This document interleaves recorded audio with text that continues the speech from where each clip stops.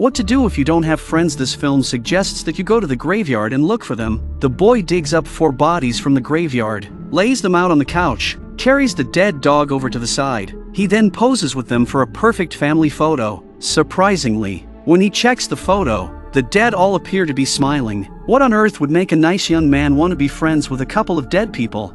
The boy's name is Oliver and he's eccentric and withdrawn, having lost the only person he could talk to after the death of his beloved mom. The social worker, aware of Oliver's situation, came to the house and told him that if he didn't find a friend within a week, he'd probably be recalled to a psychiatric hospital. This disrupts Oliver's peace. The next day, Oliver tries to make friends. The blue-haired girl sitting on the beach was Oliver's first target. She had just moved to the town and didn't know much about Oliver, but after a brief conversation, Chloe learns that Oliver's parents are dead. It was a lazy afternoon and Mom was sunbathing in the pool in the backyard when Oliver suggested a trip the following week to meet more people his own age. Oliver's mother had a controlling nature and didn't allow him to make friends. He was used to suppressing his feelings of loneliness since his mother was always around. However, while testing a new camera, Oliver trips over a wire, causing a TV to fall into the pool,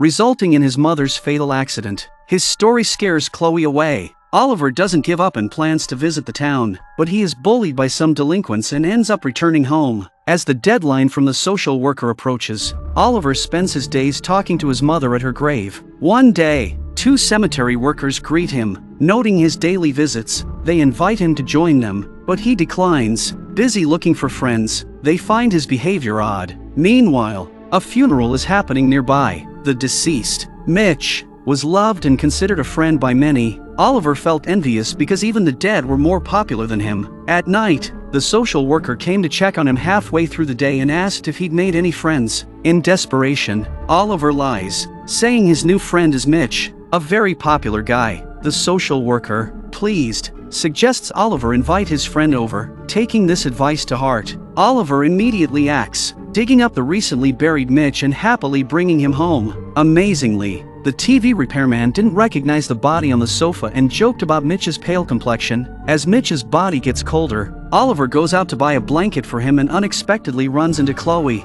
Chloe apologized for her rudeness the other day, and Oliver said he didn't take it personally. Afterwards, Oliver visits his mother's grave to share his joy. The cemetery workers complain to Oliver about their heavy workload, mentioning a recent plane crash that killed many people. When Oliver heard this, a brilliant idea came to him. Why doesn't he start a family for himself?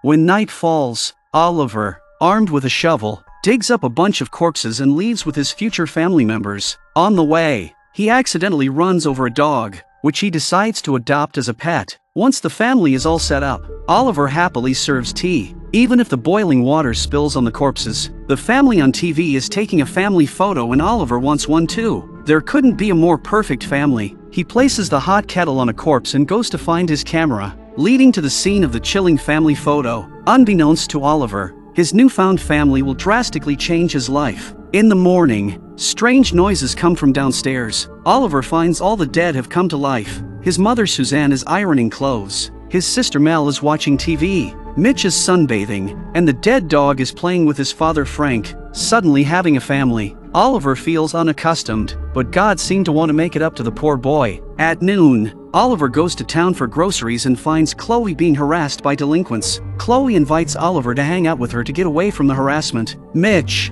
hearing about Oliver's date, offers advice, helping him pick out clothes and even setting the location. Suzanne calls them down for lunch. Frank was eating and throwing up like a living fountain due to his digestive problems, which made everyone laugh. Oliver looked at the bustling table and realized that this was the taste of home. On the day of his date with Chloe, Oliver takes her to a scenic mountaintop road as Mitch suggested. Under the starry sky and gentle breeze, Chloe opens up to Oliver. She too had no friends before moving here, and this conversation brings them closer. Oliver drives Chloe home and Oliver gets a sweet goodnight kiss. The 7-day deadline has now passed. Julius, the social worker, suspects Oliver is lying about making friends. He, along with Margot, comes to check. Mitch pretends to be injured in a car accident, his body wrapped in bandages to deceive them. Julius, however, is not easily fooled. He searched the house like a police dog, and Mel dodged around clutching her dolls. Julius found a rotting ear on the floor. As he is about to go out to seek help, Julius unexpectedly encounters a woman taking a bath. She falsely claims to be Oliver's mother and manages to deflect his suspicions. Later, Suzanne reattaches the ear to Frank using a stapler. On the other hand, Julius didn't let go of his suspicions and vowed to catch Oliver in the act. Meanwhile, Oliver is having a heart-to-heart with Frank. It's a rare opportunity for a father-son chat when his own father was absent from his upbringing. Frank then goes inside, leaving Oliver in deep thought in the yard. Two delinquents show up, intending to extort Oliver. In a critical moment, Frank scares them off by choking one of them. Suzanne, worried about Oliver, invites Chloe's family to a Halloween party. The two families meet in a restaurant, and due to their costume disguises, no one notices their peculiarities. Shortly after, the delinquents also enter the restaurant and start causing trouble around Chloe. Oliver steps in to protect Chloe but is knocked down by a punch. Oliver collapses on the ground, convulsing uncontrollably, and then suddenly vomits a large pool of blood while his eyes roll back. He then stands up and grabs one of the delinquents. Oliver's strong arm is ripped apart by the delinquent, scaring the other man into wetting his trousers. Oliver successfully drives the delinquents away and secretly returns the severed limb to Mitch. His heroic act wins Chloe's heart. After dinner, the family happily returns home, unaware that Julius is waiting in ambush at Oliver's house. Having found Frank's severed finger, after calling the mental hospital, he bravely walked into the house. Several ghosts were no longer in disguise, but showed their original forms, revealing terrifying ghostly faces. Mitch turns on the light, scaring Julius stiff. Suzanne, thinking Julius might be in shock, touches him, but her decaying skin sticks to his face, causing him to scream and run out. Just then, the psychiatric hospital staff arrive. Mistaking Julius for the patient they are supposed to capture, they take him away in an ambulance. The next day, Mel, lying on top of Oliver, incessantly pesters him to play. Oliver really doesn't want to get up and reaches down to push her under the bed and ends up dropping Mel's head. He quickly gets out of bed to pick up Mel's head. Suzanne came over to Oliver and told him she had a present for him. It was a beautiful yellow rose. Suzanne wanted Oliver to give it to Oliver's mom for her. Holding the rose, Oliver meets Margot halfway, who kindly drives him to the cemetery. At the grave, Oliver says he's no longer consumed by TV, mentioning the crazy events that have happened recently and now having company. After bidding farewell to his mother, he returns home to tidy up her belongings. Suzanne is ironing downstairs and sees Frank clumsily trying to assemble furniture. She puts down the iron to help him, unaware that the iron, still heating,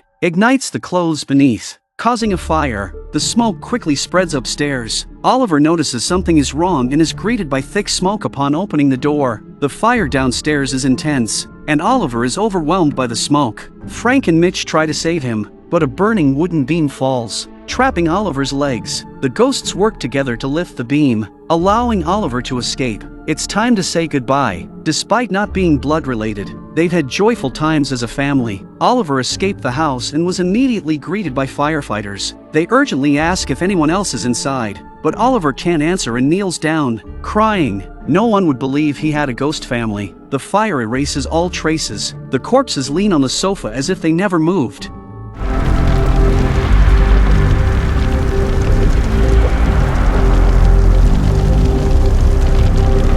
I don't need to fall at your feet, just 'cause you cut me to the bone. The family portrait by the piano shows no smiles, just lifeless figures leaning on the couch. They went home, didn't they? Then maybe I can fall out and I'll tell myself I'm over you, 'cause I'm the king of wishful thinking. I'm over you. Perhaps the ghost family never came back to life. Or maybe it was all Oliver's hallucination, but it doesn't matter now. Chloe takes Oliver away, leaving the scene together. Whether the ghost family was real or not, their impact on Oliver remains. They taught the reclusive boy how to love and earn respect and affection from others. The film ends here. It's a bizarre horror comedy about an ordinary boy craving love. The film is kept in a hazy, pastel color palette that makes it both dreamy and creepy at the same time. The laughable yet saddening actions throughout the film encapsulate a story of hardship, By leveraging an absurd theme, the film addresses the timeless societal issue of loneliness. Cold corpses become a source of warm comfort, embodying the idea that a person overwhelmed by loneliness can resort to the most unexpected solutions. The first half of the movie stands out with its creative brilliance and delicately healing storyline, while the ending seems somewhat rushed. In essence, this is a story about self-redemption,